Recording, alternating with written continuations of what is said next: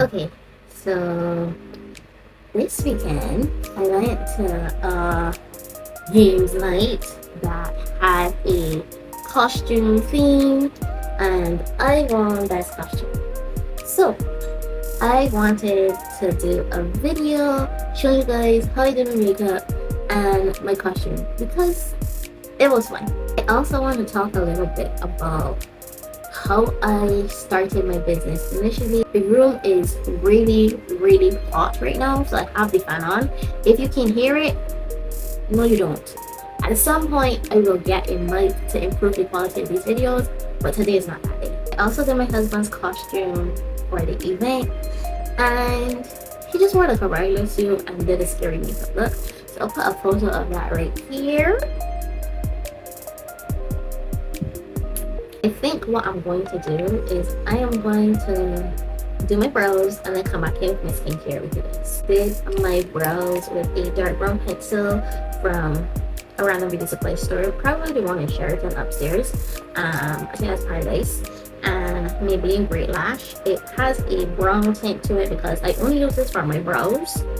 But yeah, this is a clear mascara that I use for my brows. I saw this video on TikTok and I feel like most of my videos is like, oh, I saw this video on TikTok and I wanted to ask you this once. But yeah, this is really and truly how I get a lot of my ideas. And part of it is being an artist and being in business, right? So sometimes I'm gonna be looking, I'm filming on my phone, sometimes I'm gonna be looking at myself in the phone to see if what I'm doing makes sense. And sometimes I'm gonna be looking at you directly in your eyes right to the camera, right? So the discourse is about business and being an artist. As most of you know, I have been a fashion designer since I pretty much left secondary school. I didn't officially launch my business until 2016. It's about to be 2026, so officially, and Rose is going to be 10 years old. And I launched my business with the release of my first collection, Prelude, in 2016. But before that, in like 2014, while I was at SJPP, or Polytechnic as we call it in Barbados, I had started taking clients. Like once my first year was done, which was the 2013 to 2014 school year, I was taking clients from that year, to be honest. I would say that I am more of an artist than a business person, but I do like to take a business perspective on my art. I really don't feel like I have the mind for like business in the way that most business people do, but as an artist I do have more of a business mind than most artists, which is truly beneficial to me and has been beneficial to the business because artists really aren't taught how to be professionals. I'm just fixing my hair because the style that I had yesterday is kind of stale and rusty, so I kind of want to give you guys the whole look, right? But anyways, I feel like a lot of artists, a lot of people that are into like trades and stuff, they don't learn business practices. And even if they do learn business practices, sometimes they don't understand the importance of the business practices. So they don't give it as much time and energy as they should, which can end up being like the downfall of them as an artist being able to promote their art and get it out there, because it goes hand in hand. Like when you do art, yes, you are doing art sometimes for art's sake, but if you're going to be a full-time artist, you really need to consider being able to make money, you know? When it comes to pricing specifically, I wanted to know how much other people were charging. And honestly, use social media as your biggest resource, because you can literally just search what type of art you do and put in the area that you live in and find out how much other people who are on social media are charging for their services if they have their prices up. And everybody will not have a price list up, but the few that do, it will be helpful to you. And if the person has a website, go to their website and ask. And if you're now starting out and you can't find information on social media or websites, find other people in your field who you look up to and ask them how much they charge for XYZ. Just to get a feel for it. Most people aren't like going to tell you they don't want to give you that information or anything because your competition, especially if you're a young person that's now starting out, a lot of older people are willing to give advice. No, if you start getting to the stage where you're surpassing them, that's a different story. If your field is fashion, you can message me. Like, my social media is always down below. Here are some things to consider when you are doing your pricing. What other people are pricing in the market is very important. You want to know what's the lowest end of the market. You want to know what's the highest end in the market. You want to know what products those people are offering on both ends. And you also want to know kind of like how similar you are to the high end and lower end of the pricing spectrum with the quality of the work that you do. Now, it is very important in this process to be honest with yourself about the quality of the work that you do, because if you make clothing but you do not feel like you are that good at it yet, you don't feel like the clothing looks as clean as clothing looks in the stores, and you think that your clothing still looks a bit homemade, you really need to be careful with overcharging while you are learning to improve your skills. Also, when I say you gotta be honest with yourself, don't be down on yourself about your quality of work, because people will tell you, oh, it ain't even that good. I can find something like that in Swan Street, but that's not true. Like, actually going to Swan Street, actually going to Cave Shepherd, actually going to places where clothing is selling, like art galleries, if you're a painter or sculptor or anything, like, go and see what people in your field selling in Barbados, what they're selling it at, and the quality of the work. If your work matches up to the higher end, charge at the higher end. If your work is matching up to the lower end, I want to charge at the lower end, but just understand that people might not be able to justify the higher end price. So I just put on the Beauty Creations Poreless Face Primer, and I let that sit for a while, and now I'm going in with like this Lancome blush. This is the packaging. I got this free with a Lancome face wash years ago, and obviously this color is not a blush shade for me. This is pale, but it does work as an under eye brightener. You know, pink powders are all the rage right now, so that's what I'm going to use it as. So still on the topic of pricing, when it comes to pricing, please set a price list. And for me, my price list was very specific. So it's not like, oh, I start everything at $15 and go up from there. Like, yes, that's a good place to start. See how bright it is under my eye? I just want to bring forward this area right here. Specifically, I think I need a smaller brush though. Yeah. Great. I just want to bring forward this area right here. Right, so be very specific with your price list. So if it's like you're doing pottery or painting or sculpture, you want to find out how much your expenses are, how much time it takes to do a piece, like the smallest, simplest piece that you might offer. And then once you know that, you can start to decide, okay, well, I want to make this amount of money per hour. It's going to take me about this long to do XYZ piece. And because it's going to take me that long to do XYZ piece, I'm going to charge this amount per hour. And also, be honest with yourself about how long it takes you to do things. Because for me, I initially was charging how long I thought I should take to do it, but not how long I was actually taking to do stuff. So I would end up in trouble where I had accounted for, say, 5 hours of doing an item and charged it at a 5-hour price. But because I was now starting out, even though it should take 5 hours for an experienced individual, it was taking me like 10 hours. So that is something to consider. Also, you need to take into account your expenses, because you can start out charging less if you have less expenses as like introductory pricing. And also, if you're doing introductory pricing, make it clear to people that your pricing is introductory. I feel like I might go do this as a video series, because these videos getting real long and I want to be very specific with you guys. Your expenses really need to be taken into account. Like if you have bills to pay, if you live on your own, if you need to pay rent, if you need to pay for a space to work, all of that needs to be taken into account with your pricing. I'm going to use fashion as an example because that's what I know.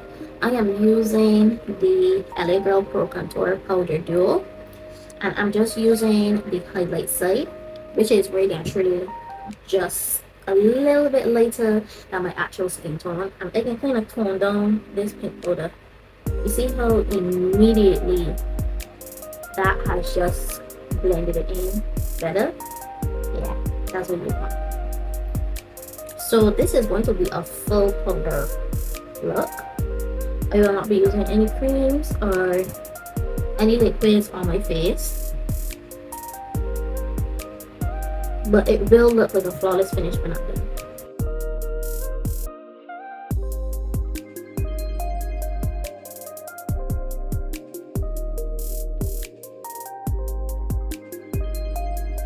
Oh, I forgot to sculpt right here, so I'm going to do that quick.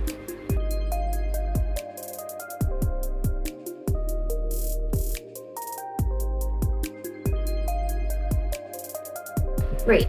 So what was also helpful with me when it came to pricing is breaking down the parts of what I was doing. So a shirt may take me 5 hours.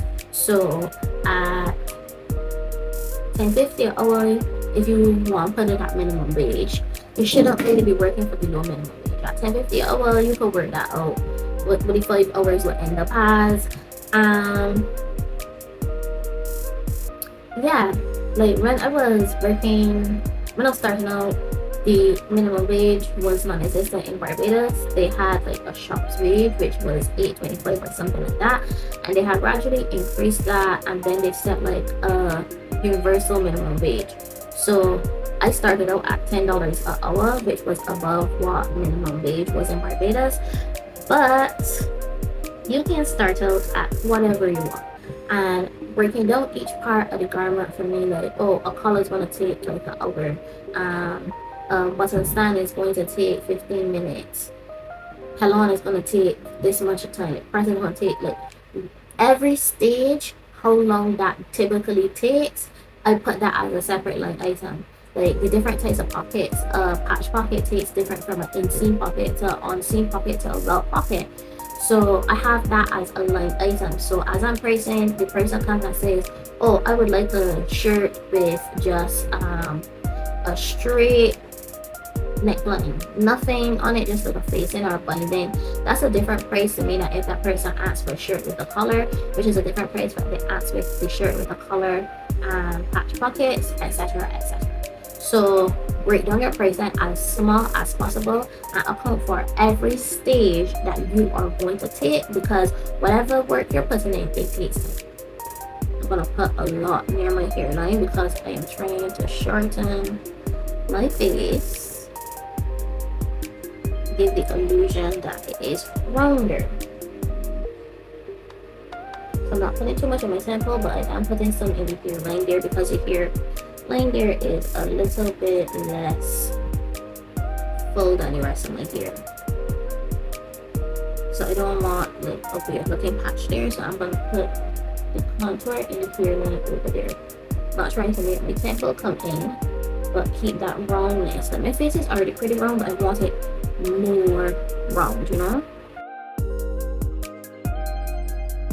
I'm going to use this in the AK Red Glam palette. This is the color story. We're going for the British red here to do some blush, and we're focusing the blush like right on the apples of our cheeks. Now you've kind of figured out your pricing, you've written out, and if you want to publish your price list on your social media, go right ahead and do that.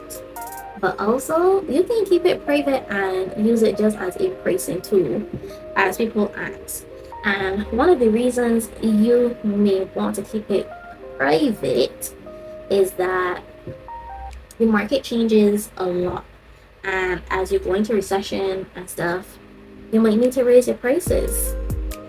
You might be tempted that in a recession you will lower prices, give people a little ease, and you can decide if you want to give ease or not. But if you are going to give discounts, big thing is to give receipts. Give people receipts and let them know that they're getting a discount, especially if it's like a friend or a family member,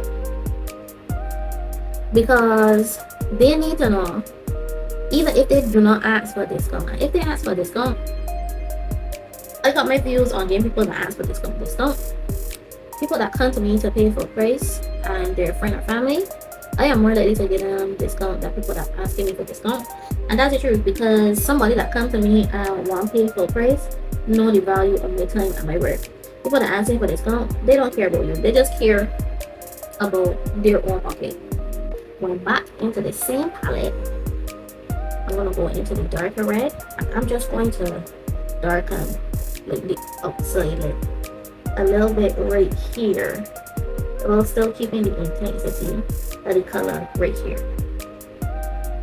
You have a very palette, and I'm going to go in with this pinky reddy shade, berry shade, and I'm just going to switch that all over to tie in everything, so it will darken here where I have darkened, but it will also like marry everything together.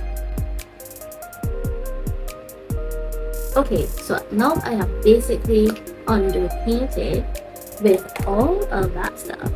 Now I'm going to go over everything with a layer of powder foundation. I am going to dust off my brush because we're going to come back to this very shortly.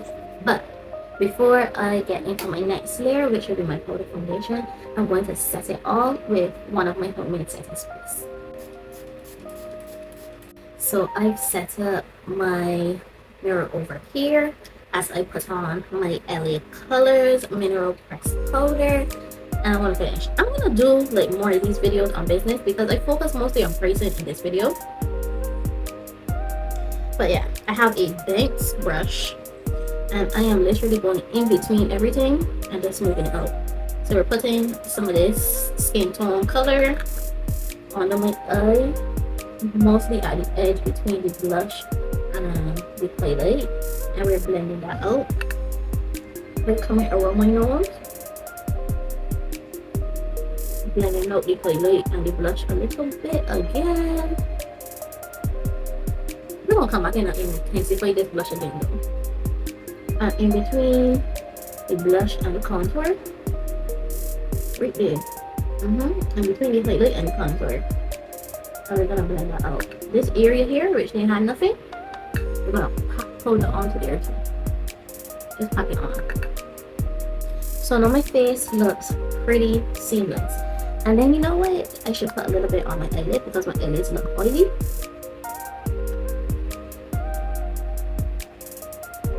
Just a bit messy with it. I'll put a little bit on top of my nose because we're coming back to my nose shortly. I'm gonna start going in with my lips, and I have a black pencil from NK New York. From NK New York. And I'm just gonna do my top lip in black.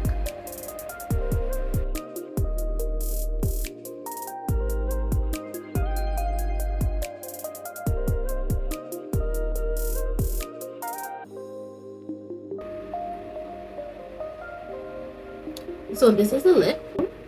You have to do the nose.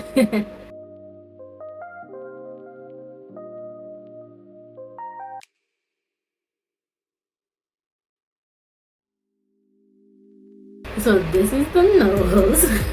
I'm just gonna take some of my dark powder and blend out the edges of my lip.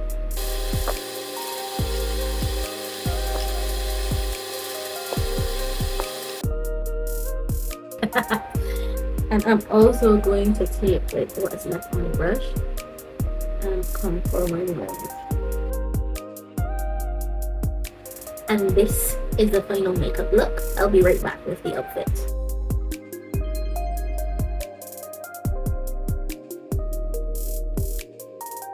I am in my full outfit.